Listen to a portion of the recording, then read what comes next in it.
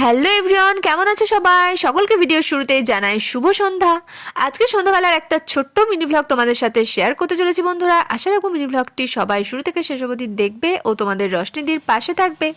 আজকে সকাল থেকে ভেবেছিলাম তোমাদের সাথে ভ্লগ শেয়ার করব, কিন্তু কোনো রকম ভ্লগ শেয়ার করতে পারিনি, কারণ সকাল থেকে মনটা এতটুকুর জন্য ভালো ছিল না, কারণ ঠান্ডাটা প্রচণ্ড পরিমাণে লাগছিল। তো এইটাই আপাতত মন খারাপের কারণ, তাছাড়া মন খারাপের আর কোনো আপাতত কারণ নেই, কারণ আমি সবসময় হ্যাপি থাকতে ভালোবাসি বন্ধুরা।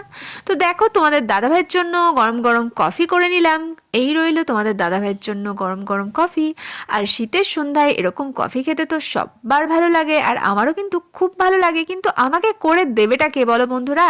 তোমাদের দাদাভাইয়ের তো আমি আছি, কিন্তু আমার তো কেউ নেই না। তো যাই হোক, মেয়েদের তো এরমটাই, মেয়েদেরকে কেউ কফি করে দেয় না, মেয়েদেরকেই সবাইকে কফি করে দিতে হয়। তো যাই হোক, চলো, আমার কিন্তু খুব ভালোই বাসি তোমাদের দাদাভাইকে কফি করে দিতে।